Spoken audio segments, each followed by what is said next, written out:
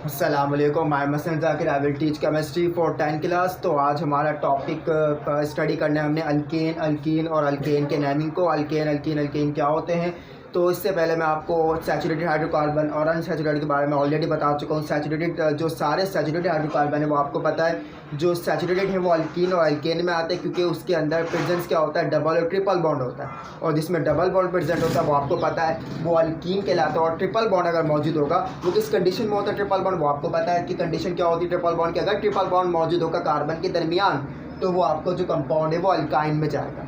ठीक है, तो आपको पता है अगर डबल बॉन्ड होगा तो अल्केन में, अगर ट्रिपल बॉन्ड होगा तो अल्काइन में। इस सूरत हाल में डबल बॉन्ड कब बनता है, कार्बन कार्बन कंपाउंड के दरमियान बनता है। लेकिन मीथेन एक ऐसा कंपाउंड है जिसके अंदर सिर्फ एक कार्बन एटम मौजूद है, यानी अगर एक कार्बन मौजूद है तो ये कभी भी अल्कीन या फिर अल्काइन नहीं बना पाएगा, क्योंकि अल्केन में डबल बॉन्ड होते हैं और इसमें ट्रिपल बॉन्ड होते हैं। और डबल और ट्रिपल बॉन्ड हमेशा दो कार्बन एटम के दरमियान बनता है। तो मीथेन का कोई भी क्या है, अल्कीन नहीं है और अल्काइन नहीं होगा। ठीक है, इसी तरीके से अगर मैं बात करूँ ईथेन की, तो ईथेन का फार्मूला आपको पता है किस तरीके से होगा। सिंगल बॉन्ड के साथ एटम सेटिस्फाई होगा। और एटम सेटिस्फाई कैसे होता है वो आपको पता है, कार्बन कार्बन एटमों के साथ, हाइड्रोजन के साथ एटम सेटिस्फाई होगा। सिंगल बॉन्ड है, इसका मतलब क्या बन गया, ये अल्केन बन गया। अल्केन के 10 नाम है, यहाँ पे मैंने 7 लिखे, ज़्यादातर हमारा ताल्लुक 7 नामों से ही होता है। ठीक है, यहाँ पे अल्कीन के भी 7 नाम मैंने लिखे, क्योंकि हमारा ज़्यादा जो लिंक है वो 7 से ही होगा। ठीक है, अल्कीन का भी 7 नाम है, ज़्यादातर हमारा लिंक है वो 7 से ही होगा।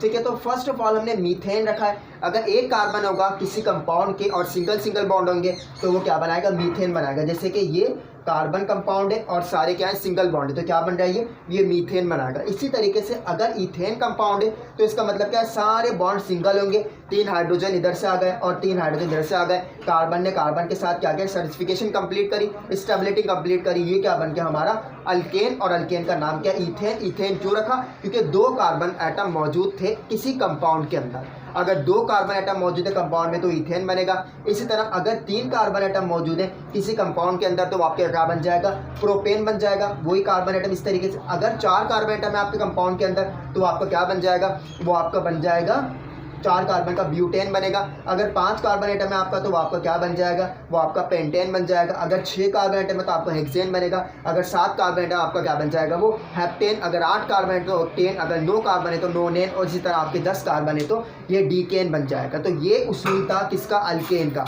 लेकिन जितने भी कार्बन एटम बढ़ रहे हो लॉन्गेस्ट चेन के अंदर सारे कार्बन एटम के दरमियान क्या होगा, सिंगल बॉन्ड होगा, कहीं पे डबल बॉन्ड नहीं होगा।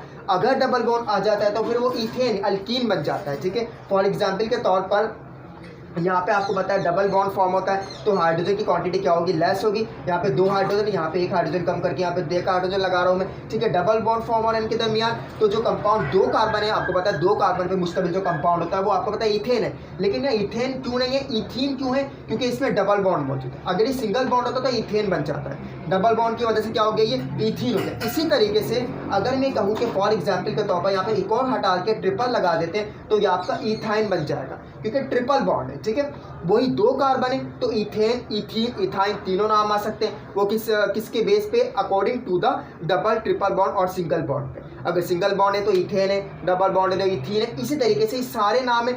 इसी तरीके से आपने ए की जगह ई करना है और ई की जगह वाई और ई लगाना है। बाकी सेम एज है, सारा का सारा आपके समझ में आया होगा। तो आई होप ये आपके टॉपिक समझ में आया। आखिर में आपको मैं बता दूं अल्काइल ग्रुप क्या होता है। वो तमाम कंपाउंड, जैसे आपको पता है कि कार्बन की स्टेबिलिटी 4 से कंप्लीट हो रही है, यानी कार्बन इस तरीके से बनता है कि 4 कंप्लीट होते हैं और हाइड्रोजन चारों तरफ से यहाँ पे लग रहे होते हैं। ठीक है, ये आपको पता है कि कार्बन की स्टेबिलिटी है। लेकिन अगर मैं आपसे कहूँ कि कार्बन की स्टेबिलिटी 3 से हो रही है, यानी ये अनस्टेबल है, यानी अगर एक कार्बन के अंदर हाइड्रोजन की कमी हो जाए तो वो जो कंपाउंड बनेगा, वो ग्रुप बनेगा, वो अल्काइल ग्रुप कहलाएगा। ठीक है, यह अल्काइल ग्रुप जाहिर सी बात है किसी न किसी के साथ अटैच होगा। यह अल्काइल ग्रुप किसी दूसरे कार्बन के साथ अटैच हो सकता है, यह अल्काइल ग्रुप है बहरहाल। ठीक है, तो अल्काइल ग्रुप क्या होते हैं, जिसमें 1 हाइड्रोजन एटम क्या हो, लेस हो। तो आई होप कि आपके समझ में आया कि आसान टॉपिक है।